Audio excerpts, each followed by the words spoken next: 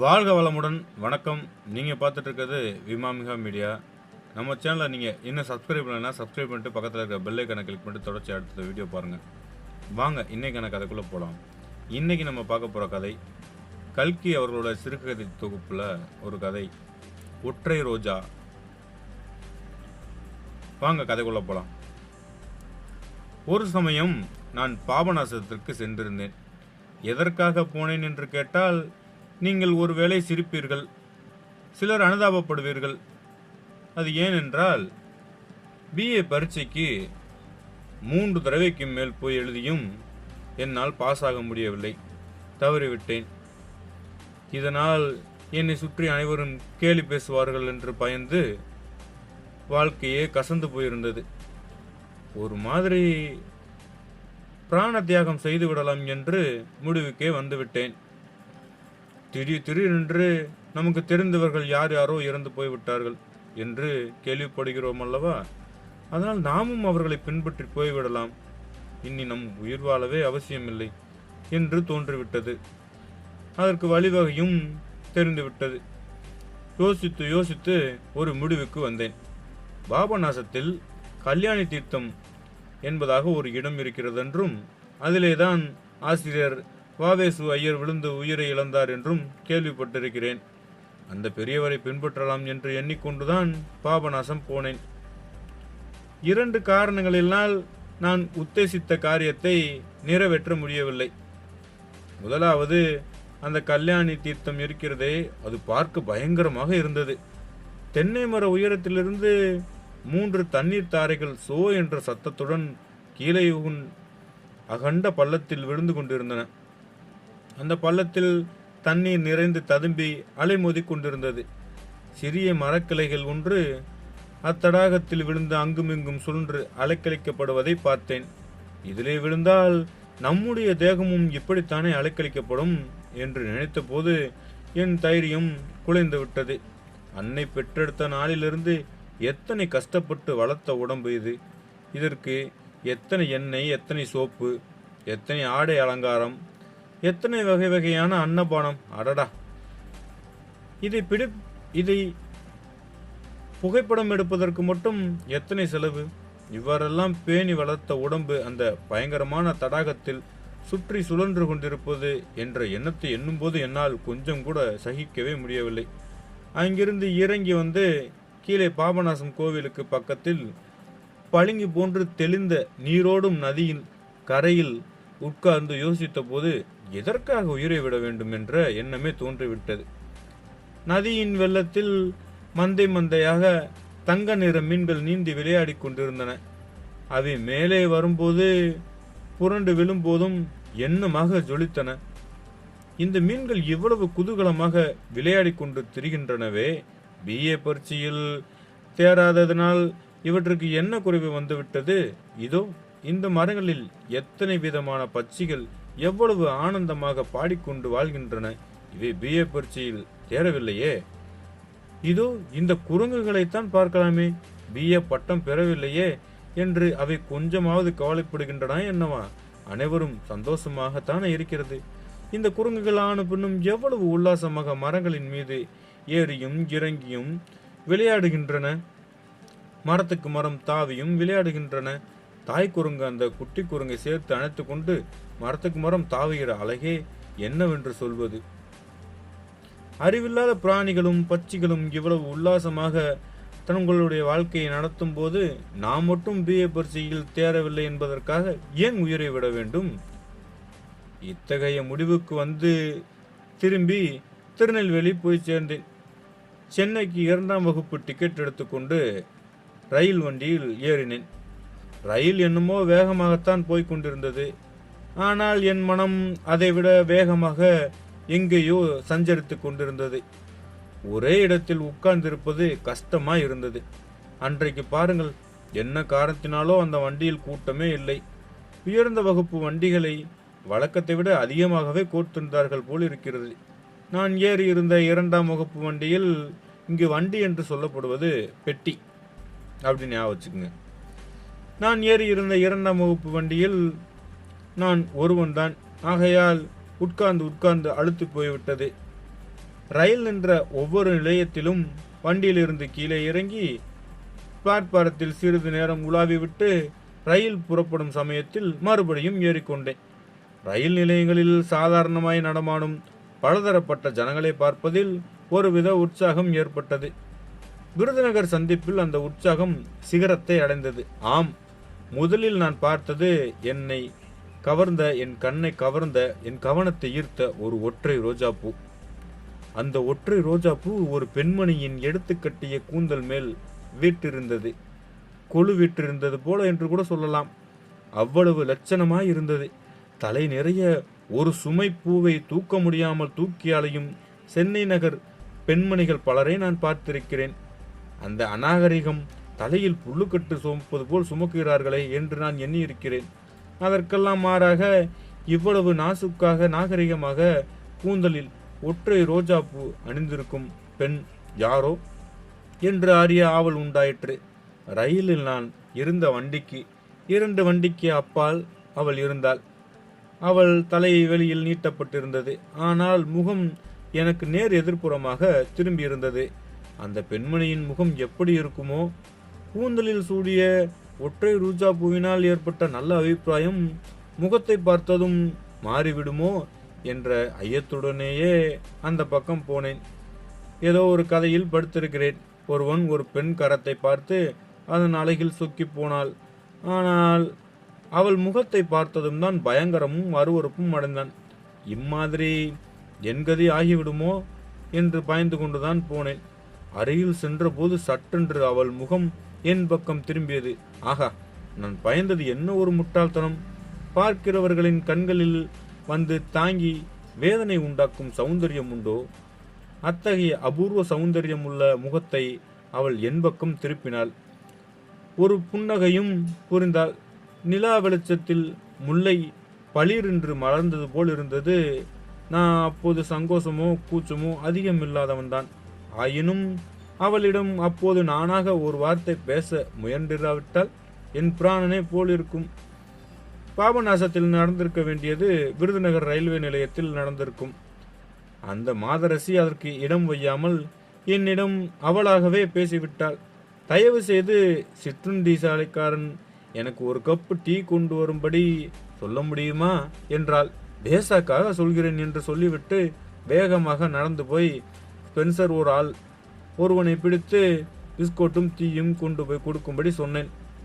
அப்புறம் ஏதோ சந்தேகம் தோன்றவே இது அந்த பெண் கைக்கு போய் சேருமோ சேராதோ, இந்திய சிற்றுண்டி சாலைக்கும் போய் சிற்றுண்டி காஃபி கொண்டு போய் கொடுக்கும்படி சொன்னேன். பிறகு சற்று தூரம் பிளாட்பாரத்தில் நடந்துவிட்டு திரும்பினேன். திரும்புகையில் அந்த பெண்ணின் வண்டிக்கருகையில் நின்று டீ வந்ததா என்று கேட்டேன். அவள் திரும்பி பார்த்து முக மலர்ச்சியுடன், ஓ, 1க்கு 2 மடங்காக வந்தது, நீங்கள் கூட வந்து சாப்பிடலாம் என்றாள். ஒரு கணம் அந்த வண்டியில் ஏறிக்கொள்ளலாமா என்ற பைத்தியக்காரத்தனம் உண்டாயிற்று. நல்ல வேளையாக வண்டியின் வெளிப்புறத்தில் பெண்களுக்கு மட்டும் என்று போட்டிருப்பதை பார்த்தேன்.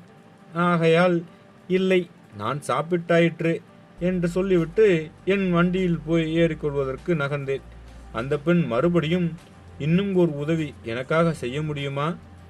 இந்த ரயிலில் காக்கி புஸ்கோட் அணிந்த 3 மனிதர்கள் எந்த வண்டியிலாவது இருக்கிறார்களா? அவர்களில் ஒருவர் கடற்படையை சேர்ந்தவர் மாதிரி தொப்பி அணிந்திருப்பார். ஆனால் ஒருவேளை அந்த வண்டி புறப்படும் சமயம் ஆகிவிட்டதோ என்னவோ என்றால், வண்டி புறப்படப் போகிறது, அதனால் பாதகமில்லை. நீங்கள் சொல்வது போன்று 3 ஆசாமிகள் இந்த வண்டியில் இருக்கிறார்கள். என்ஜினுக்கு பக்கத்து வண்டியில் அவர்கள் இருப்பதை சற்று முன்னால் பார்த்தேன் என்றேன். நான் சொன்னது உண்மைதான். அதை கேட்ட அந்த பெண்ணின் புருவங்கள் வெகு லேசாக நெறிந்தன. சரி, ரொம்ப வந்தனம் என்றாள். நான் போய் என் வண்டியில் ஏறிக்கொண்டேன். விருதுநகரிலிருந்து மதுரைக்கு ரயில் போனதே எனக்கு தெரியவில்லை. அப்படியாக என் மனம் சிந்தனையில் ஆழ்ந்திருந்தது. என்ன சிந்தனை என்று சொல்ல வேண்டியதில்லை அல்லவா? அந்த பெண் யார்? எங்கிருந்து எங்கே போகிறாள்? தனியாக பிரயாணம் செய்வதன் காரணம் என்ன? பார்த்தால் நாகரிகமான படித்த பெண் போல் தோன்றுகிறார்களே.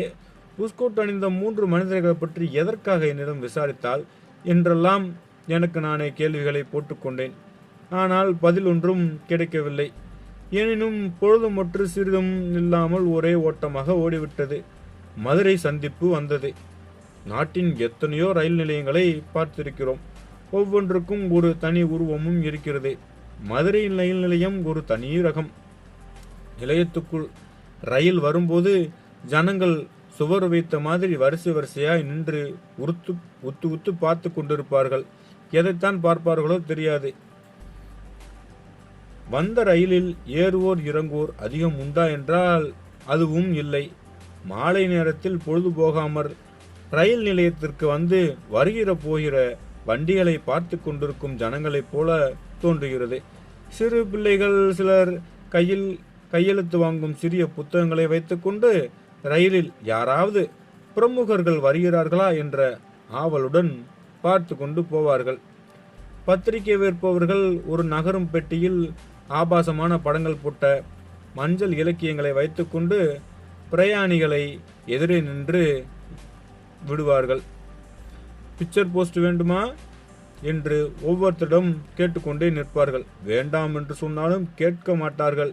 பெட்டியில் உள்ள ஆபாச புத்தகங்களின் மேல் அட்டையை அங்கு பிரயாணிகள் யாராவது பார்த்து கொண்டிருப்பார்கள் என்ற நினைப்பில் அங்கேயே நின்று அதை விட்டுவிடலாம் என்ற எண்ணத்தில் எல்லோரிடமும் காட்டிக் கொண்டிருப்பார்கள்.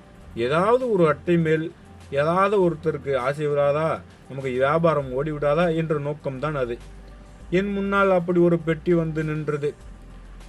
இதழாது தொல்லை என்று நான் கீழே இறங்கினேன். கூட்டத்தில் முண்டி எடுத்துக் கொண்டு பிளாட்பாரத்தில் உலாவத் தொடங்கினேன். பெண்கள் வண்டியில் அந்த பெண் காணவில்லை. சிறிது ஏமாற்றத்துடன் மேலே நடந்தேன்.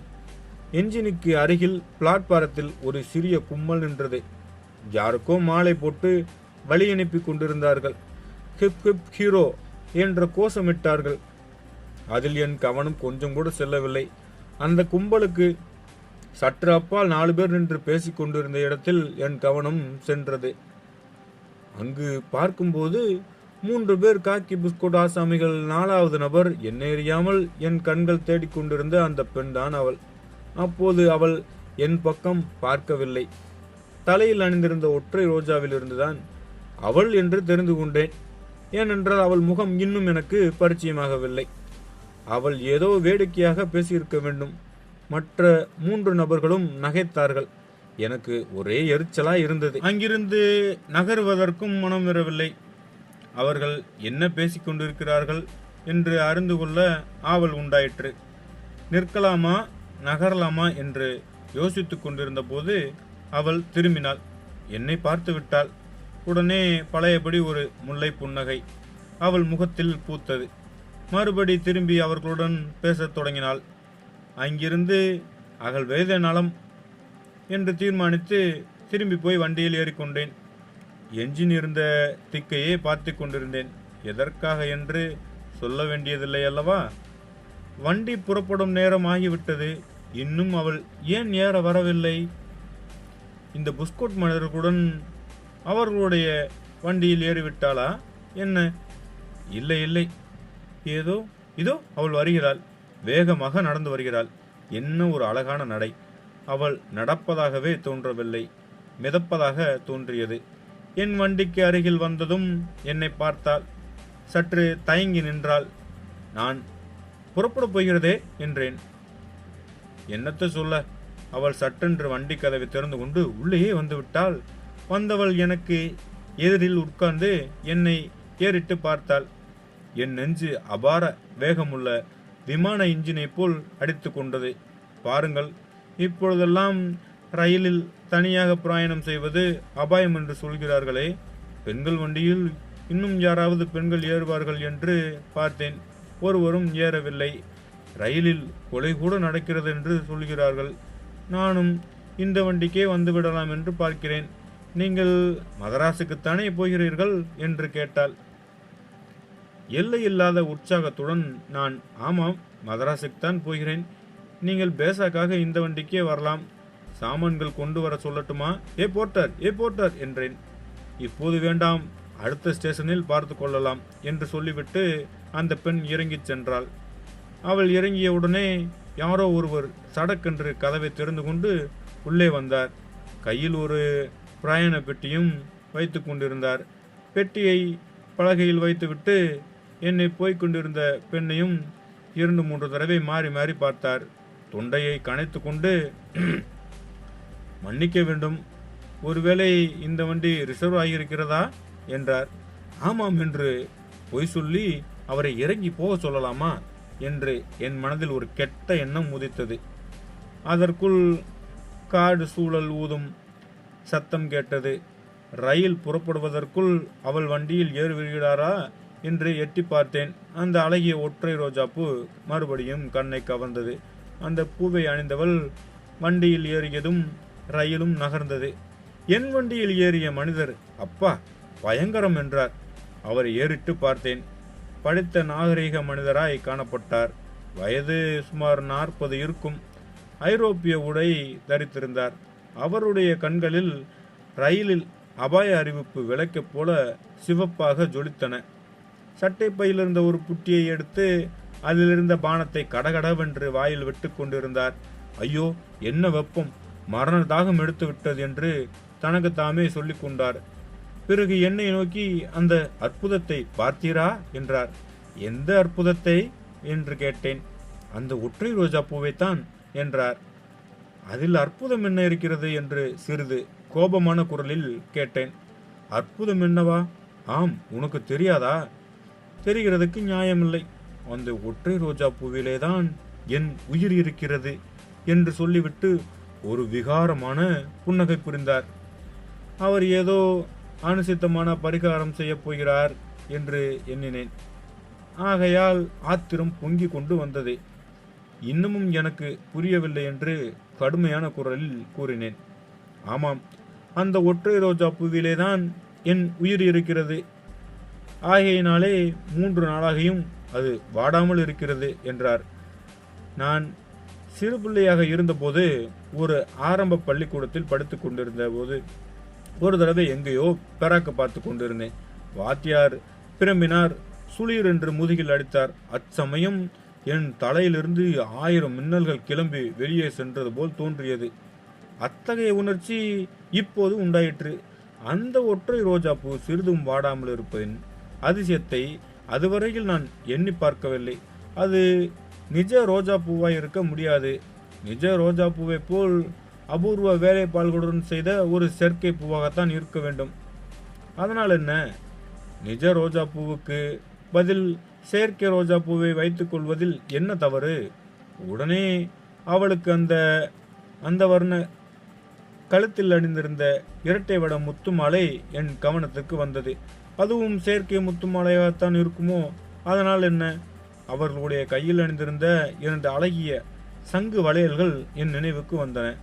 தங்கத்தினாலும் வைரத்தினாலும் மற்றும் விலை உயர்ந்த ரத்தினங்களாலும் ஆபரணங்களை செய்து சில ஸ்திரீகள் போட்டுக்கொண்டிருக்கிறார்கள். அதனால் அவர்களுடைய அழகு அதிகமாகி விடுகிறதா?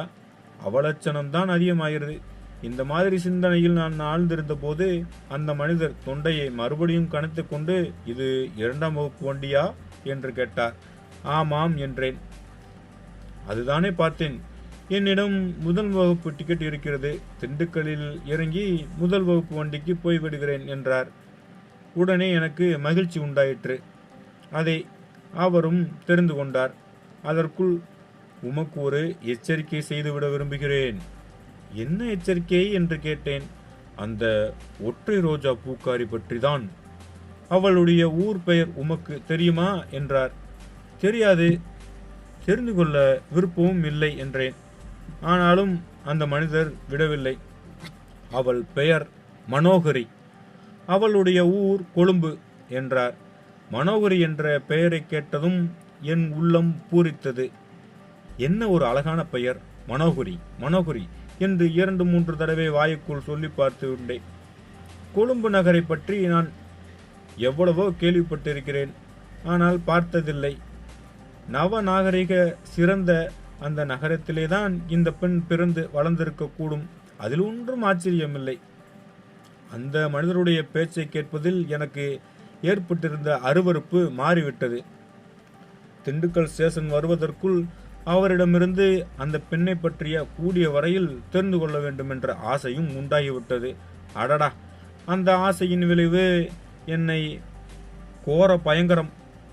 முதலில் நினைத்தபடியே அவருடன் நான் பேச்சு கொடுக்காமல் இருந்திருக்க கூடாதா? உங்களுக்கும் கொழும்புதான் போலிருக்கிறது.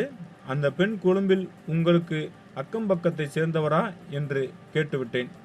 உடனே அவர் தம்முடைய கதையை ஆரம்பித்தார். பயங்கரமான விஷயங்களை படிக்க விருப்பமில்லாத வாசகர்கள் இந்த பகுதியை இங்கேயே விட்டுவிட்டு அடுத்த பகுதியிலிருந்து படிக்க தொடங்குவது நலம். அவர் கூறியது என்னவென்றார், அவளும் நானும் அக்கம் பக்கத்தில் வசிப்பவர்கள் அல்ல. கொழும்பு நகரம் மிக பெரியது. அதில் நான் ஒரு பக்கத்திலும் அவள் ஒரு பக்கத்திலும் இருக்கிறோம். கண்டியிலிருந்து கொழும்புக்கு வரும் ரயிலில்தான் அவளை முதலில் சந்தித்தேன். அந்த பாதையில் வரும்போது இரு பக்கத்திலும் உள்ள அழகிய காட்சிகளை பற்றி பேசாமல் விட்டால் நெஞ்சு வெடித்துவிடும். நீர் இலங்கைக்கு வந்ததில்லை. வந்திருந்தால் கண்டி டு கொழும்பு பாதையில் பிரயாணம் செய்திருந்தால் உமக்கு நான் சொல்வது விளங்கும். அவ்வளவு அழகான இயற்கை காட்சிகளை உலகில் வேறு எங்கும் காண முடியாது. நாங்கள் ஏறி இருந்த வண்டியில் எங்களை தவிர வேறு யாரும் இல்லை. ஆகையால் அவளுடன் நானே பேச வேண்டியதாயிற்று. அவளும் உற்சாகமாகவே பேசிக்கொண்டு வந்தாள்.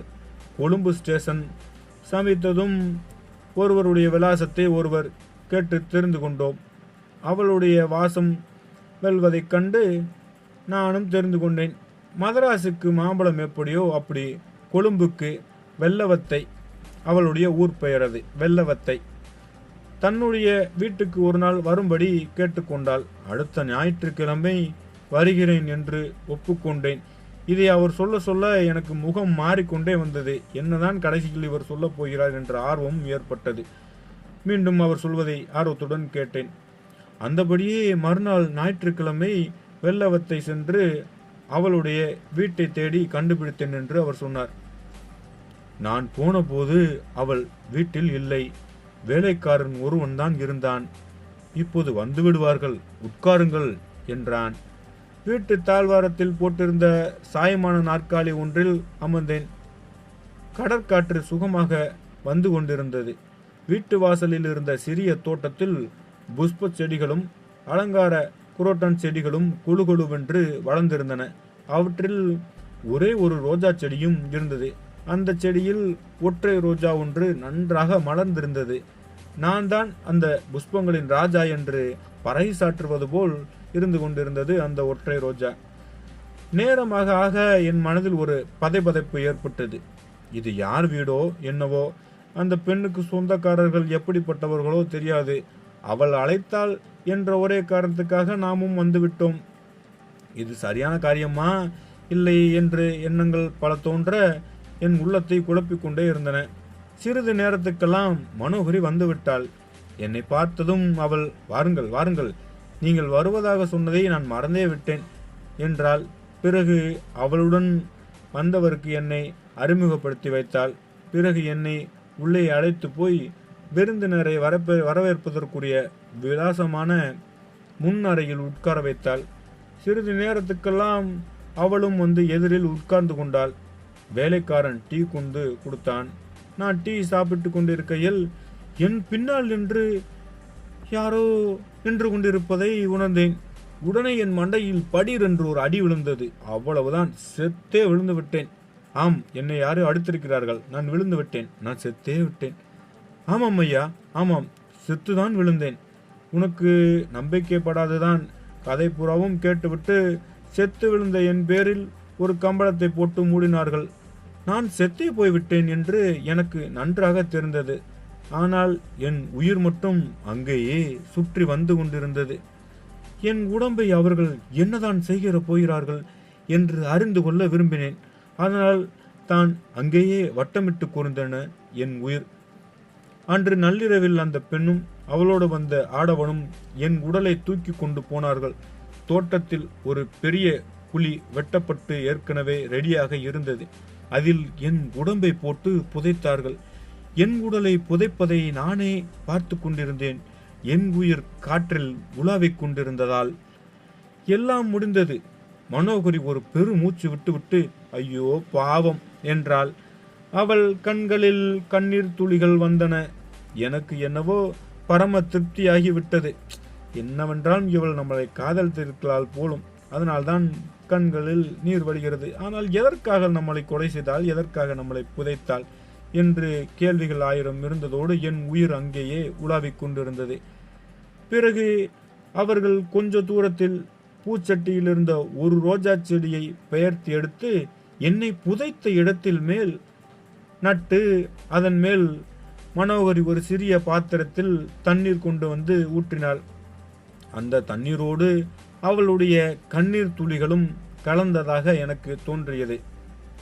என் உயிருக்கு இன்னமும் அவ்விடத்தை விட்டு போக மனமே வரவில்லை.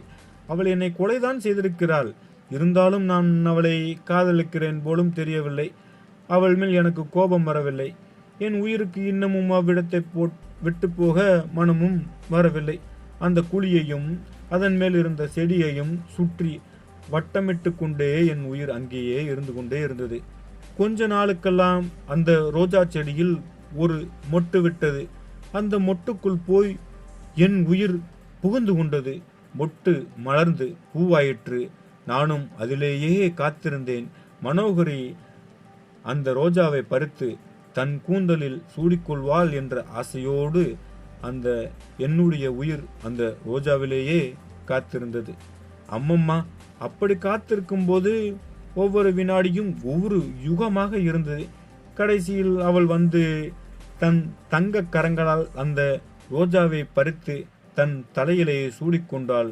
அப்புறம்தான் என் ஆத்மா சாந்தி அடைந்தது. தம்பி, உன்னை பார்த்தால் நல்ல அறிவாளியாக தோன்றுகிறது.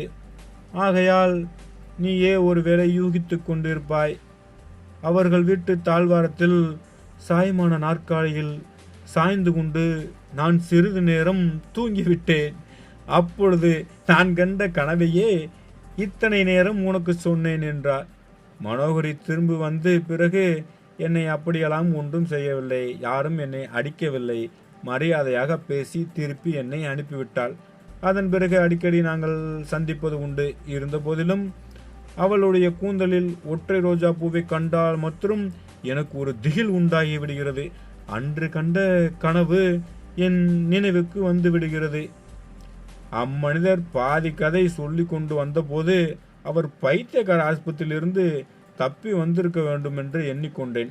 அவரிடம் இவ்வண்டியில் தனியாக மாட்டிக்கொண்டோமே என்று கொஞ்சம் கவலையாகவும் இருந்தது. அவ்வளவு கனவு என்று அவர் கதையை முடித்தபோது என்னை அறியாமலேயே பெருமூச்சு விட்டேன். அவர் விளையாட்டு மனிதர் என்ற முடிவுக்கு வந்துவிட்டேன். ஆயினும் இப்படியெல்லாம் பயங்கரமாக ஏன் கற்பனை செய்ய வேண்டும்? அவருடைய மூளையில் ஏதாவது ஒரு கோளாறு இருக்குமோ என்று தோன்றியது. ரயில் வண்டி தண்டவாளம் மாறும் கடபுட சத்தம் கேட்டலாயிற்று. திண்டுக்கல் ஸ்டேஷனுக்குள் வண்டி போய்க் கொண்டிருந்தது என்று தெரிந்து கொண்டேன். இதோ பாரும், நான் திண்டுக்கல்லில் இறங்கி முதல் வகுப்பு வண்டி ஏதாவது காலியாகியிருக்கிறதா என்று பார்த்து வருகிறேன். அதுவரையில் இந்த பெட்டி இங்கேயே இருக்கட்டும். ஒரு விஷயம், அந்த பெண் உன்னுடன் பேச மறுபடியும் வருவாள் என்று தோன்றுகிறது. இவள் கூந்தலில் உள்ள ஒற்றை ரோஜா பூவை எப்படியாவது நீர் எடுத்து வந்திருந்து என்னிடம் ஒப்பித்தால் உனக்கு 1000 ரூபாய் உனக்கு தருகிறேன். இல்லை, 1000 ரொம்ப குறைவு, 2000 ரூபாய் தருகிறேன். சரிதானா? ஆனால் அவளுக்கு மட்டும் தெரியக்கூடாது. தெரியாமல் அவள் கூந்தலில் உள்ள அந்த ஒற்றை ரோஜா பூவை எடுக்க வேண்டும். சரியா? இது தெரிந்தால் உயிருக்கே உனக்கு ஆபத்து என்று தெரிகிறதா என்று கூறினார். இந்த மனிதருக்கு மூளைக்கோளாறு ஏதும் ஏற்பட்டு விட்டதா? சந்தேகமே இல்லை. பெட்டியையும் எடுத்துக்கொண்டு எங்கிட்டாவது போய் தொலைந்தால் போதும். மறுபடியும் இவர் இங்கே வருவதாயிருந்தால் நாம் இறங்கி வேற வண்டியை பார்த்து போயிடுறதா என்று தீர்மானிச்சிருந்தேன். திண்டுக்கல் ஸ்டேஷனில் வண்டி நின்றது. சிறுமலை வாழைப்பழம், சாம்பார் சாதம், பிரியாணி என்று கூக்குரல்கள் காதை துளைத்தன. அந்த மனிதர் இறங்கி அவசரமாக போனார். பெட்டியை வைத்து தொலைத்துவிட்டுத்தான் போனார். அந்த பெண் ஒருவேளை இந்த வண்டியில் ஏறிக்கொள்ளலாம் என்று வந்தால் இந்த பெட்டி ஒரு தடையாயிருக்கலாம் அல்லவா? அவர் கூறியவற்றில் ஏதேனும் கொஞ்சமாவது உண்மை இருக்குமா? அந்த பெண்ணின் ஊர் கொழும்பு, அவள் பெயர் மனோகரி. எவையேனும் நிஜமாயிருக்குமோ? அதிக நேரம் நான் யோசிக்கவில்லை. அவளே வந்து விட்டாள். ஆம், அவள் என் பெட்டிக்குள்ளேயே வந்துவிட்டாள். என் பெட்டியின் அருகில் வந்து நின்றாள். நானும் மரியாதைக்காக கீழே இறங்கினேன். இங்கே ரயில் எத்தனை நேரம் நிற்கும் என்று கேட்டாள். 5 நிமிஷம்தான் நிற்கும் என்றேன். அப்படியானால் என் ஜாமான்கள் இங்கே ஏற்ற முடியாது. திருச்சிராப்பள்ளியில் தான் நாம் மாற்ற வேண்டும். அந்த வண்டியில் வந்து ஒருவர் ஏறினாரே, அவர் இறங்கி போவதை பார்த்தேன். அவர் என்னை பற்றி ஏதாவது உங்களிடம் சொன்னாரா என்றாள். ஆம், ஏதேதோ சொன்னார். அதையெல்லாம் நான் பொருட்படுத்தவில்லை. அவர் என்னதான் சொன்னார் என்று கேட்டாள். உங்கள் ஊர் கொழும்பு என்றும் உங்கள் பேர் மனோகரி என்றும் சொன்னார். உங்களுக்கு அவரை தெரியுமா? அவரிடம் பழக்கம் உண்டா என்று கூறினார். அவ்வளவு வரை அவர் கூறியவை உண்மைதான். வேறு ஒன்றும் சொல்லவில்லையா? இன்னும் ஏதும் உளறினாரா? அதையெல்லாம் ஏன் கேட்கிறீர்கள்? ஆம், என்னை பற்றி ஏதாவது அவதூறு சொல்லியிருப்பார். அதையெல்லாம் நீங்கள் நம்ப வேண்டாம். நம்பாததற்கு ரொம்ப வந்தனம். நான் பயந்தது உண்மையாகிற்று. அங்கே புஸ்கோட் மனிதர்கள் 3 பேர், இங்கே சூட்டு போட்ட ஒருவர், மொத்தம் 4 பேர் என்னை பின்தொடர்ந்து கொண்டிருக்கிறார்கள். இந்த வண்டியில் வருகிறார்கள். நீங்கள் தான் எனக்கு உதவி செய்ய வேண்டும். எதற்காக உங்களை தொடர்கிறார்கள்? எதற்காக நீங்கள் பயப்பட வேண்டும்? எதற்கு? எனக்கு ஒன்றுமே புரியவில்லை. உண்மையில் அபாயம் ஏற்படுவதாயிருந்தால் சும்மா இருந்து என்ன பயன்? ரயில்வே போலீசிடம் சொல்லலாமே என்றேன். வேண்டாம் வேண்டாம், போலீசாரிடம் மட்டும் சொல்லவே வேண்டாம்.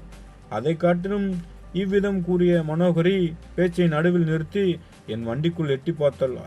அங்கே வைத்திருந்த பெட்டி அவளுடைய கவனத்தை அடியோடு கவர்ந்து விட்டதாக தெரிந்தது. அதை உற்று பார்த்து கொண்ட நின்றாள். அப்போது அந்த அழகிய பால்வடியும் முகத்தில் பீதியும் சாயை பரவியை நான் பார்த்தேன். எனக்கு அவளிடம் பரிதாபமும் உண்டாயிற்று. ஒருவித வியப்பும் உண்டாயிற்று. ஆமாம், அந்த மனிதருடைய பெட்டிதான் இது. பிற்பாடு வந்து எடுத்துக்கொள்வதாக சொல்லிவிட்டு போனார் என்றேன். திருச்சியில் உங்கள் வண்டியில் நான் ஏறிக்கொள்ளலாம் என்று நினைத்தேன். அதுவும் முடியாது போலிருக்கிறது என்றால். ஏன் முடியாது? ஏன் முடியாது? அந்த ஆசாமி மறுபடி வந்தால் அவரை விரட்டி எடுத்து விடுகிறேன், அவ்வளவுதானே. அல்லது 2 பேரும் வேறொரு வண்டியை பார்த்து ஏறுவோம். 3வது வகுப்பில் வேண்டுமானாலும் கூட ஏறிக்கொள்வோம். நீங்கள் கொஞ்சம் கூட பயப்பட தேவையில்லை. நான் இருக்கும்போது உங்களுக்கு ஒரு அபாயமும் ஏற்படாது என்று சொல்லிவிட்டேன். சரி, எல்லாவற்றுக்கும் திருச்சி ஜங்ஷனில் யோசித்துக் கொள்ளலாம் என்று சொல்லிவிட்டு மனோகரி திரும்பி அவள் வண்டிக்கு போனாள். நன்றாக தெரிந்து கொள்ளுங்கள். இப்போது வரை இவள் யார் என்றும் இவர்களை சுற்றி யாருக்கிறார்கள் என்றும் இவளுக்கு என்ன பாதிப்பு என்றும் எனக்கும் ஒன்றும் தெரியாது. அவள் என்னிடம் எதுவும் சொல்லவும் இல்லை. அவள் தலையில் இருந்த ஒற்றை ரோஜா பூ மீண்டும் என் கண்ணில் பட்டது. இந்த தடவை அது ஏதோ ஒரு மர்மம் நிறைந்த பொருளாகவே எனக்கு தோன்றியே விட்டது. பெட்டியை எடுத்துக்கொண்டு போக அந்த மனிதர் வரவே இல்லை. ரயில் புறப்பட்டு விட்டது. கொந்தளிக்கும் கடலில் அலைகள் எழுவது போல என் மனதில் என்ன அலைகள் வந்து வந்து மோதிக்கொண்டே இருந்தன. மனோகரியும் அவளை தொடர்ந்து அதே ரயிலில் வருவதாக எனக்கு 4 பேர் கூறியதும் அலைகளில் புரண்டு புரண்டு என் என்ன அலைகள் மோதிக்கொண்டே இருந்தன. இவள் யார்? இந்த 4 பேர் யார்? இவர்களுக்கும் இந்த பெண்ணுக்கும் என்ன சம்பந்தம்? என்னை ஏன் இதில் அவர்கள் இணைக்கிறார்கள்? எனக்கும் இதற்கும் என்ன சம்பந்தம்? என்னை சுற்றி ஏதோ ஒரு மர்ம சூழலில் நான் சிக்கி கொண்டு விட்டதாக எனக்கே தோன்றிவிட்டது. அது என்னவாயிருக்கும் என்று எவ்வளவோ யோசித்தும் தலைகால் ஒன்றுமே புரியவில்லை. அந்த பெண் ஏதோ ஒரு சங்கடத்தில் சிக்கி கொண்டிருக்கிறாள் என்பது மட்டும் நிச்சயம். எது எப்படி இருந்தாலும் அவளுக்கு ஆதரவாக நின்று உதவி செய்ய வேண்டும் என்று தீர்மானித்துக் கொண்டேன். அந்த முயற்சியில் உயிரே கொடுக்க வேண்டியது நிலை வந்தாலும் சரி. பாபநாசம் அருவியில் விழுந்து உயிர் துறக்கத்தானே இங்கே வந்தோம். அனாதை பிணமாய் அங்கே சாவதை காட்டிலும் ஒரு நிராதரவான பெண்ணுக்கு உதவி செய்து உயிரை விட்டது மேல் அல்லவா? ஒருவேளை அதற்காகத்தான் கடவுள் என்னை பாபநாசத்தில் காப்பாற்றியிருக்கிறார், என் புத்தியை மாற்றியிருக்கிறார் என்று நான் நினைத்துக் கொள்கிறேன். ஆனால் மனோகரி கொஞ்சம் நம்மிடம் அதிகம் நம்பிக்கை வைத்து எல்லாவற்றையும் விவரமாக சொன்னால் நம்முடைய அறிவை பூர்ணமாக பயன்படுத்தி அவளுக்கு உதவி செய்ய பார்க்கலாம்.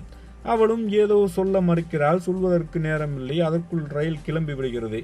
எல்லாவற்றுக்கும் திருச்சிராப்பள்ளி வரட்டும், பார்ப்போம். கேட்டால் இப்படி சொல்கிறாள். இப்படியெல்லாம் நான் எண்ணிக்கொண்டிருக்கையில் அந்த ஒற்றை ரோஜாப்பூ மட்டும் என் மனக்கண் முன்னால் இடைவிடாமல் தோன்றிக் கொண்டே இருந்தன. திருச்சி ஜங்ஷன் வந்தது. 5ஆம் நம்பர் பிளாட்பாரத்தில் இன்ன வண்டி நிற்கிறது என்றும் 6ஆம் நம்பர் பிளாட்பாரத்தில் இன்ன வண்டி புறப்படப் போகிறது என்றும் ஒலிபொருக்கி அலறிக்கொண்டிருந்தது. வண்டியிலிருந்து இறங்கி நிற்கிறேன். என் கண்கள் 2 பக்கம் திரும்பி திரும்பி பார்த்தன.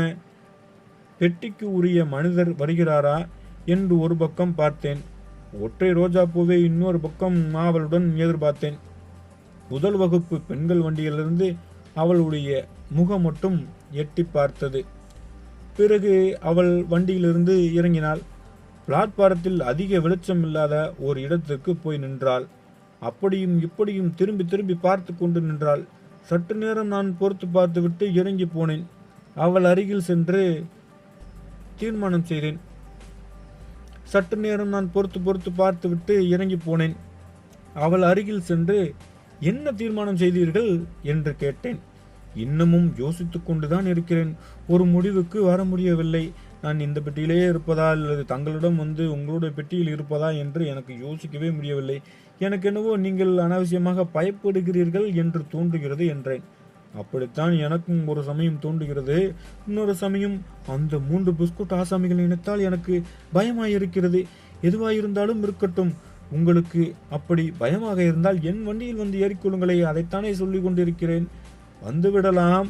ஆனால் அந்த பெட்டிக்காரர் வந்து பெட்டியை எடுத்துக்கொண்டு போகாமல் அங்கேயே இருக்கிறார். பெட்டி அங்கேதானே இருக்கிறது என்றார்.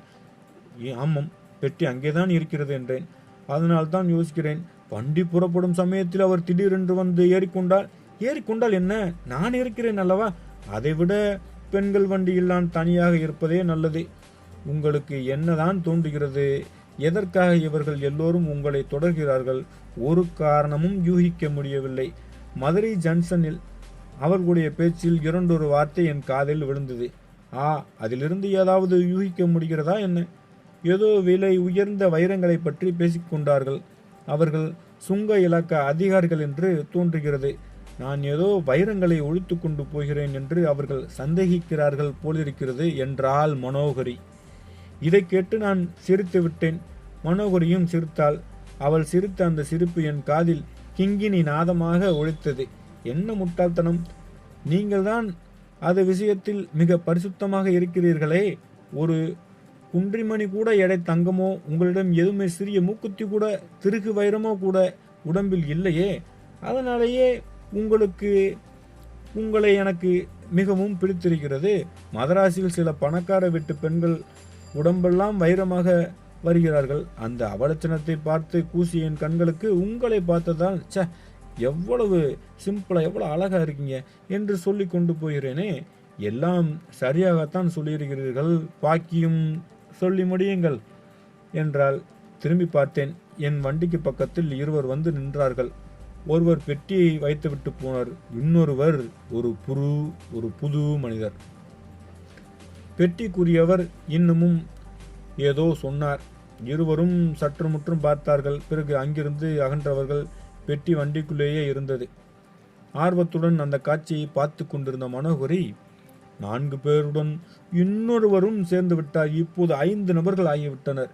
அவளுடைய அழகிய முகத்தில் பீதி ததும்ப அங்குமிங்கும் அவள் மிரண்டு பார்த்தபோது 4 புறமும் வேடுவர்களால் சூழப்பட்ட மானின் மருண்ட பார்வை என் நினைவுக்கு வந்தது. சுற்றிலும் வலைகள் நெருங்க வருவதை உணர்ந்த மீன் துவண்டு துடிப்பதைப் போல் அவளுடைய நயனங்கள் துடித்து கொண்டிருந்தன. எனக்கும் சிறிது கலக்கமாக தான் இருந்தது. ஆயினும் வெளியில் காட்டிக்கொள்ளவில்லை. அவளுக்கு தைரியம் கூறவும் கூடுமான உதவி செய்யவும் விரும்பினேன். ரயில்வே ஜங்ஷனில் எத்தனையோ பேர் வருவார்கள் போவார்கள். எல்லோருமே உங்களை தேடுவதாக ஏன் எண்ணிக்கொள்கிறீர்கள் என்று கேட்டேன். காரணமில்லாமல் பயப்படும்படியான அளவுக்கு பெரிய அசடு என்ற என்னை பார்த்தால் தோன்றுகிறதா உங்களுக்கு என்றால். மன்னிக்க வேண்டும், அப்படி நான் சொல்லவில்லை. அவர்கள் தங்களை தேடி வருகிறவர்கள் மூடர்களாக இருக்கலாம் அல்லவா? அவர்கள் எல்லோரையும் மூடர்கள் என்று நான் ஏன் ஏற்றுக்கொள்ள வேண்டும்? ஏன் அவர்களில் ஒருவர் என் தகப்பனார். என்ன என்ன என்ன? ஆமாம், கடைசியாக வந்தவர் என் தகப்பனார். உங்கள் அப்பாவா? அவர் பெயர் எழுதிய பெட்டிதான் உங்கள் வண்டியில் இருந்தது. திண்டுக்கல்லில் இறங்கியவர் என் தகப்பனாரின் உதவிக்கு வந்தவராயிருக்க வேண்டும். எனக்கு ஒன்றும் புரியவில்லை. கண்ணை கட்டி காட்டில் விட்டது போல் இருக்கிறது. தங்கள் தகப்பனார் தங்களை எதற்காக தேடி வர வேண்டும் என்றேன். மகளிடம் தகப்பனாருக்கு இருக்கக்கூடிய வாஞ்சையினால்தான். நான் என் காதலனுடன் இந்தியாவுக்கு போகிறேன், கவலைப்பட வேண்டாம் என்று என் அப்பாவுக்கு கடிதம் எழுதி வைத்து வந்தேன். உடனே புறப்பட்டு ஓடி வந்திருக்கிறார். இவ்வளவு சீக்கிரம் வந்து விடுவார் என்று நான் நினைக்கவில்லை. ஆகாய விமானம் என்ற ஒன்று இருக்கிறது என்பதையே மறந்துவிட்டேன். ஆகாயம் இடிந்து தன் தலையில் விழுந்தது போல் இருந்தது. ஆனாலும் அதில் என்ன விஷயம் இருக்கிறது? இப்படிப்பட்ட அழகிக்கு ஒரு காதலன் இருப்பதில் வியப்பில்லை. கொம்புத்தேனுக்கு முடவன் ஆசைப்பட்டு ஆவதென்ன? அப்படியானால் நான் விடைபெற்று கொள்ளட்டுமா என்றேன். அப்பொழுது என்னை அறியாமலே என் குரலில் ஒருவித இயக்கம் துணித்தது. நீங்கள் உதவி செய்வீர்கள் என்று நினைத்தேன். என்னை கைவிட்டு விடப் போகிறீர்களா என்றால், நான் என்ன உதவி செய்ய முடியும்? உங்கள் தந்தைக்கு வந்திருக்க போது ஒரு உதவி உங்களால் செய்ய முடிந்தால் அவசியம் செய்கிறேன். சிறிது நேரத்துக்கு என் காதலனாக தாங்கள் நடிக்க வேண்டும், அதாவது என் தந்தையின் முன்னிலையில். இதெல்லாம் நிஜமாகவே நடக்கிறதா, அல்லது ஆங்கில நாவல் எதுவும் எழுதி அதில் நான் நடித்து கொண்டிருக்கிறேனா? எனக்கு ஒன்றுமே புரியவில்லை. பின் காதலனாக நடித்து எனக்கு பழக்கமில்லை, முயன்று பார்க்கிறேன். ஆனால் இதெல்லாம் எதற்காக? உங்கள் அசல் காதலன் எங்கே? அசல் காதலனும் இல்லை, அப்பில் காதலனும் இல்லை. அப்பாவுக்காக அப்படி வெறுமனே கடிதத்தை எழுதி வைத்துவிட்டு வந்தேன். இப்போது அதை உண்மைப்படுத்த வேண்டியிருக்கிறது. தங்களைத்தான் நம்பியிருக்கிறேன். நம்பிக்கையானவர்களை நான் கைவிடுவதில்லை. என்னால் இயன்ற உதவியை செய்கிறேன். பரிசு என்ன தருவீர்கள் என்றேன். பரிசா? என்னிடம் என்ன இருக்கிறது கொடுப்பதற்கு என்றால் மனோகரி, தங்கள் தலையில் சூடியிருக்கும் ரோஜா பூவை கொடுத்தால் போதும். இன்றைய சம்பவத்தின் ஞாபகார்த்தமாக வைத்துக் கொள்கிறேன். மனோகரியின் பால் வடியும் முகத்தில் அப்போது ஒரு லேசான நிழல் சாயை படர்ந்ததை கவனித்தேன். அப்போது என் உள்ள நிறைவிலும் ஒரு கள்ளம் புகுந்தது. இவள் உண்மையாக அபாயத்தில் சிக்கிக் கொண்டிருப்பவள் தானா, அல்லது எல்லாம் வெறும் நடிப்பா? தன்னை ஒரு பெரிய சிக்கலில் மாட்ட வைக்கப் போகிறார்களா? இது ஒரு பெரிய கபட நாடகத்தின் அங்கமா? எனக்கு ஒன்றும் புரியவில்லை. மனோகரி அந்த ஒற்றை ரோஜாவை தன் கூந்தலிலிருந்து எடுத்து கையில் வைத்து கொண்டு, இது வெறும் வர்ண காகிதம். தங்களுடைய உதவிக்கு இதையா பரிசாக கொடுப்பது? தயவு செய்து மன்னியுங்கள். இது நிஜ பூ கூட கிடையாது. இது ஒரு போலியான காகிதப்பூ. நான் மட்டும் பத்திரமாக சென்னைக்கு போய் சேர்ந்தால் புத்தம் புதிய மனமுள்ள ரோஜா மலர்களை வாங்கி மாலையாக தொடுத்து உங்களுக்கு தருகிறேன் என்றால் எனக்கு மெய் சிலிர்த்தது. அவள் தன் கையினால் என் கழுத்தில் ரோஜா மலை சூடுவதாக கற்பனை செய்து கொண்டு மகிழ்ந்தேன். உண்மையாக செய்யட்டும், செய்யாமற் போகட்டும். இவ்வளவு ரசனையுடன் பேசும் பெண்ணுக்காக என்னதான் செய்யக்கூடாது? தங்களை பத்திரமாக சென்னை கொண்டு போய் சேர்ப்பது என்னுடைய பொறுப்பு. சிறிதும் அதை பற்றி நீங்கள் கவலைப்பட வேண்டாம் என்றேன். இப்படி நான் சொல்லிக் கொண்டிருக்கும் போதே 7-8 பேர் எங்களை சுற்றி வந்து கொண்டிருப்பதை பார்த்தேன். அப்படி வருபவர்களில் 2 பேர் போலீஸ்காரர்கள் என்பதும் தெரிந்தது. எனக்கு திக்கென்று அடித்து கொண்டது. ஆயினும் பக்கத்தில் மனோகரி இருப்பதை முன்னிட்டு மனதை தைரியப்படுத்தி கொண்டேன். அவர்கள் எங்கள் அருகில் வருவதை பார்த்ததும் மனோகரி அவர்களை எதிர்கொள்பவளைப் போல் என் முன்னால் நடந்தால் நானும் சென்றேன். இருவரும் தூண் ஓரத்தில் நிழலில் நல்ல வெளிச்சத்திற்கு வந்தோம். கைப்பட்டிக்காரர் என்னை போலீஸ்காரருக்கு சுட்டி காட்டி ஏதோ சொல்ல, இந்த ஆள்தான், இவனை கைது செய்யுங்கள் என்றார். எதற்காக என்று மனோகரி பெண் சிங்கத்தை போல் கம்பீரமாக முன்னால் நின்று கேட்டாள். உன்னை உன் தகப்பனாருக்கு தெரியாமல் ஏமாற்றி இந்த நபர் அழைத்து வந்ததற்காக. அது பொய். நான் என் இஷ்டத்தினால்தான் வந்தேன். இப்படி அவர்கள் வாதமிட்டு கொண்டிருக்கும் போதே போலீஸ்காரர் இருவரும் என் இரு பக்கத்திலும் வந்து நின்று மரியாதையாக வந்துவிடு என்றார்கள். நானும் மரியாதையாக அவர்களுடன் நடந்தேன். போலீஸ் விவகாரங்களில் சிக்கி வழக்கமில்லாதவனாதலால் ஒரு பக்கம் திகிலாகவும் இருந்தது. மற்றொரு பக்கத்தில் மனோகரிக்காக இதை செய்கிறோம் என்ற திருப்தியும் ஏற்பட்டது. சீக்கிரத்தில் அந்த குழப்பம் நீங்கிவிடும். நம்மை போலீசார் ஒன்றும் செய்துவிட முடியாது என்று திடப்படுத்தி கொண்டு நடந்தேன். மனோகரி தான் நமக்கு சப்போர்ட் பண்றாளே என்கிற நம்பிக்கையில். ரயில்வே போலீஸ் ஸ்டேஷனுக்கு என்னை கொண்டு போனார்கள். என்னுடைய பெட்டி படுக்கையும் கொண்டு வரப்பட்டன. புஸ்கோட் மனிதர்கள் 3 வந்து பெட்டி படுக்கைகளை சோதனை போட்டார்கள். என்னையும் சோதித்தார்கள். துணிகளை கிழித்து மட்டும் பார்க்கவில்லை, மற்றபடி சாங்கோபாங்கமாக தேடினார்கள். என்னிடமிருந்து ஒன்றும் அகப்படவில்லை. அவர்கள் ஏமாற்றத்துடன் திரும்பியதாக எனக்கு தெரிந்தது. அன்றிரவு நான் தூங்கவில்லை என்று சொல்ல வேண்டுமா? என் எண்ணமெல்லாம் மனோகரியின் பேரிலே தான் இருந்தது. அந்த ஒற்றை ரோஜா பூவின் ஞாபகம் அடிக்கடி வந்தது. நான் மட்டும்தான் ஸ்டேஷனில் இருந்தேன். என்னுடன் இருந்த யாரும் இல்லை. மனோகரி, அவரை சுற்றி இருந்தவர்கள், அவருடைய தகப்பனார், அவர்கள் யாரும் இல்லை, எங்கோ போய்விட்டார்கள். எனக்கு ஒன்றும் அறியவில்லை. அதிகாலை 3 மணி இருக்கும். என்னை விடுதலை செய்து விட்டார்கள். பெரிய போலீஸ் அதிகாரி ஒருவர் வந்து, தவறுதல் நடந்துவிட்டது, உம்மை பிடித்து வைப்பதற்கு எவ்வித முகாந்திரமும் இல்லை. அந்த முட்டாள்கள் உம்மை பிடித்து வைத்திருந்தார்கள். அதற்காக நான் ரொம்பவும் வருந்துகிறேன் என்று சொன்னார். அதனால் பாதகமில்லை, இது எனக்கு ஒரு நல்ல அனுபவம் என்று சொல்லிவிட்டு கிளம்பினேன். காலை 4 மணிக்கு திருச்சியிலிருந்து புறப்படும் பேசஞ்சர் வண்டியில் ஏறி செல்ல தீர்மானித்தேன். மறுபடியும் அதே பிளாட்பாரத்துக்கு சென்றேன். மனோகரியும் நானும் நின்று பேசிக்கொண்டிருந்த அதே தூண் மறைவுக்கு மறுபடியும் சென்றேன். நான் எதிர்பார்த்தது வீண் போகவில்லை. தூண் ஓரத்தில் அந்த ஒற்றை ரோஜா பூ, அதாவது ஒற்றை ரோஜா, அந்த காகிதப்பூ கீழே கிடந்தது. மனோகரி அதை கையில் எடுத்து எனக்கு காட்டிவிட்டு மறுபடியும் தலையில் வைத்து கொண்டாள் அல்லவா? அதாவது நாங்கள் ஸ்டேஷனுக்கு வருவதற்கு முன்னால் நடந்த நிகழ்ச்சி. சரியாக வைத்துக் கொள்ளவில்லை போலும். ஆகையால் அது கீழே சரிந்து விடுவதை நான் மட்டும் பார்த்தேன். அங்கு இருந்தவர்கள் யாரும் கவனிக்கவில்லை. ஏன், மனோகரிக்கே கூட அது தெரியாது கீழே விழுந்தது. அதற்குள் போலீசார் நெருங்கி வந்துவிட்டபடியால் நாங்கள் இருவரும் முன்னோக்கி சென்று விட்டோம்.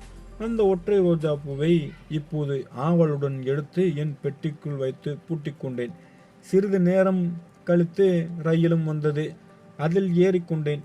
மனோகரி முதலியவர்கள் என்ன ஆனார்கள், எங்கு போனார்கள், என்ன அவர்களுடைய கதை என்று எனக்கு ஒன்றும் புரியவில்லை. அந்த ஆவல் இல்லாமலும் போகவில்லை.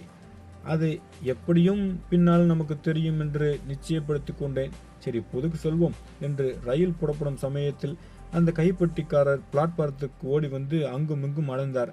நான் அவரை கையை தட்டி அழைத்தேன். அவர் என்னை பார்த்ததும் ஆர்வத்துடன் அருகில் வந்து, பெரிய பிசங்கு நேர்ந்து விட்டது, மன்னிக்க வேண்டும். சென்னையில் தங்கள் விலாசம் என்ன?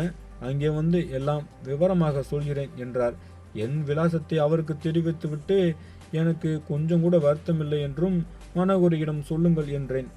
சென்னைக்கு திரும்பி வந்து 2 நாள் வரையில் என் அறையை விட்டு வெளிக்கிளம்பவில்லை. பத்திரிகைகளை மட்டும் ஆவலுடன் பார்த்தேன். ஒரு பிரபல சுதேச சமஸ்தான மகாராஜாவின் பிரசித்தி பெற்ற விலை உயர்ந்த வைரம் காணாமற் போய்விட்டதென்றும், இலங்கை போலீசார், சுங்க அதிகாரிகள் முதலியோர் அதை தேடி வருகிறார்கள் என்றும் பத்திரிகையின் ஒரு மூலையில் ஒரு சிறிய செய்தி ஒன்று காணப்பட்டது. அன்றிரவு என் அறை கதவை இறுக தாளிட்டு கொண்டு அந்த ஒற்றை ரோஜா பூவை எடுத்தேன். அதில் கோத்திருந்த நூலை பிரித்து விட்டு கையில் விளையாடி கொண்டிருந்தேன். அது நூலை பிரித்து விட்டு கையினால் தட்டினேன். மேஜை மீது டனார் என்று வந்து விழுந்தது. அது கண்ணை பறித்தது என்று ஆசிரியர்கள் எழுதுவார்களே, என் வாழ்க்கையில் அன்றைக்குத்தான் அது உண்மையாயிற்று.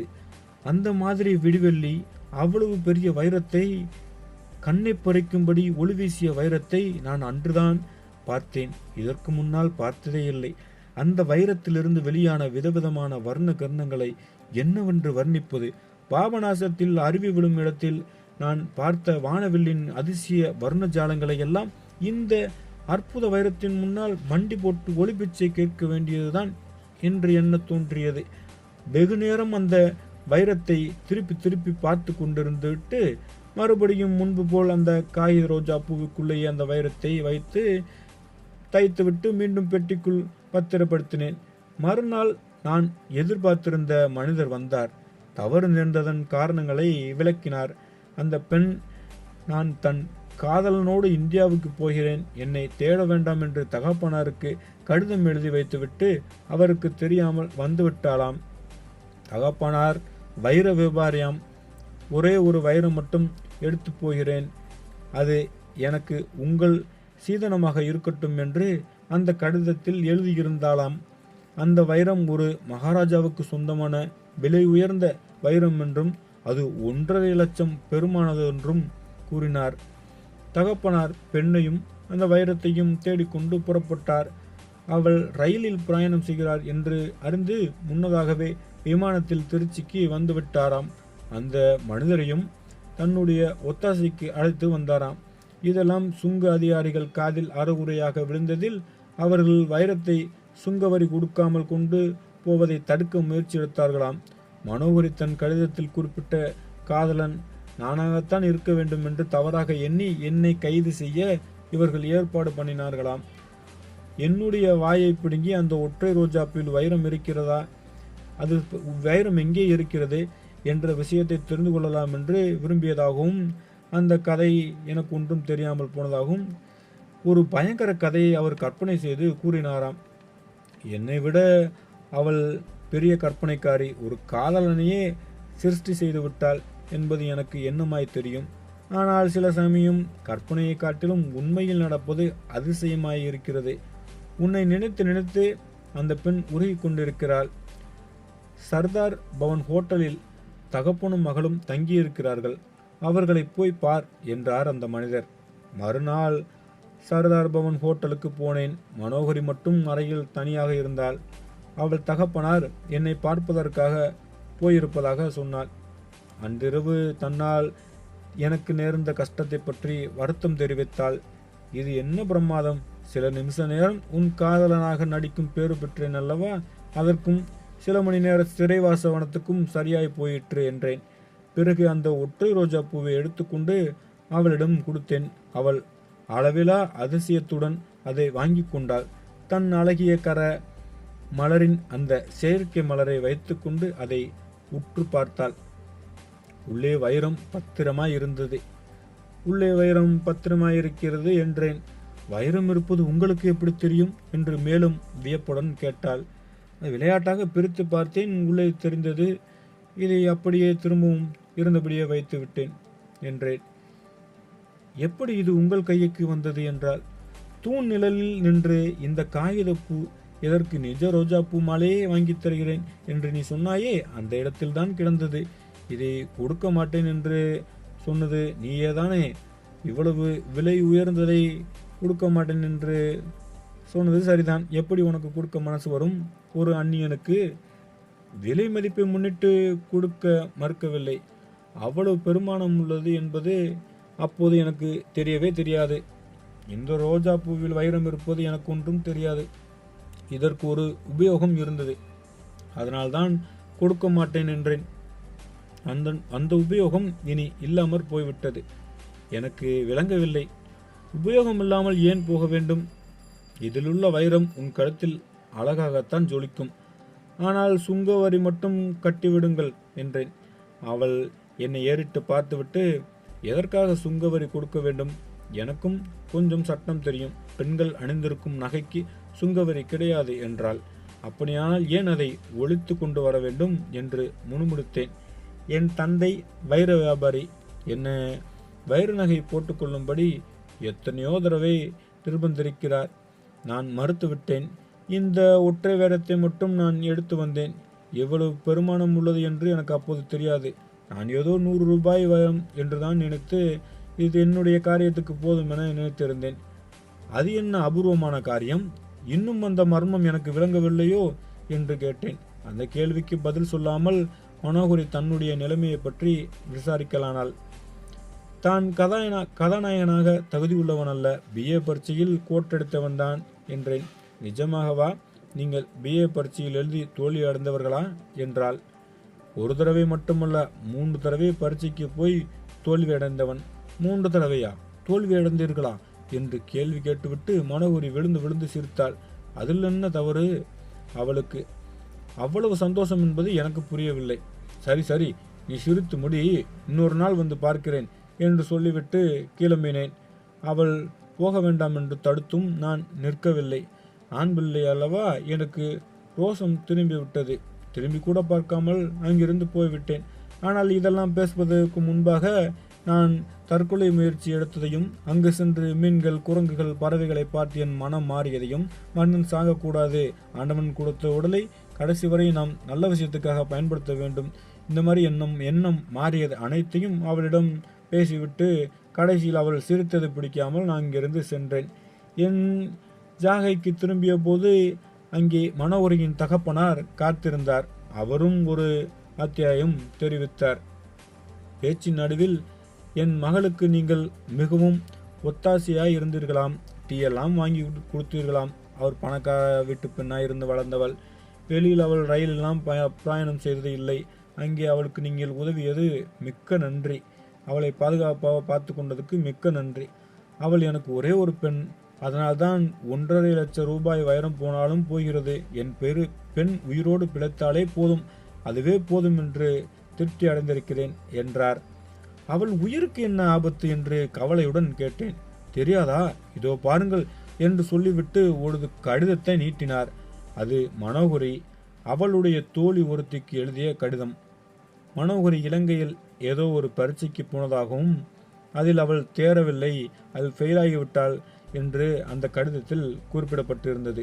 பரீட்சை தேராததால் தோழிகள் அவமானப்படுத்துவார்கள் என்று எண்ணி, அதை சகிக்க முடியாது என்று எண்ணி உயிரை விட துணிந்து இங்கே வந்து அப்பாவுக்கு துயரமும் கொடுக்கக்கூடாது, அப்பாவுக்கு தலைகுனிவை ஏற்படுத்திவிடக்கூடாது என்று எண்ணி வைரத்தை பொடி செய்து சாப்பிட்டால் உடனே உயிர் போய்விடும் என்று சொல்கிறார்கள் அல்லவா.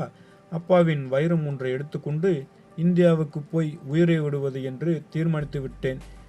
என் உண்மையான சிநேகிதி நீ ஒருத்திதான், ஆகையால் உனக்கு மட்டும் என்று இந்த கடிதம் இதற்கு மேல் நீண்டு கொண்டே போக, கடிதத்தை இதற்கு மேல் நான் படிக்க விரும்பவில்லை. ஐயோ, என்ன காரியம் செய்து விட்டேன் என்று பதறி எழுந்தேன். என்ன என்ன என்று மனோகரியின் தந்தையும் பதறிக்கொண்டு எழுந்தார். வைரம் என்னிடம்தான் இருந்தது. இப்போதுதான் தங்கள் மகளிடம் போய்கொண்டு அதை கொடுத்துவிட்டு திரும்பி வந்தேன் என்றேன். அடப்பாவி, என்னடா காரியம் செய்தாய்?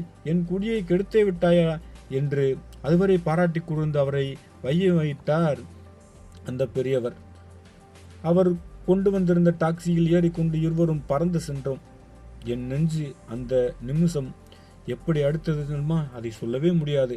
அந்த அழகிய பொன்மேனியை பிணமாக தான் பார்க்க போகிறோம் என்று எண்ணி நெஞ்சம் பதபதைத்தது. ஆனால் என்ன சந்தோஷமான ஏமாற்றம்!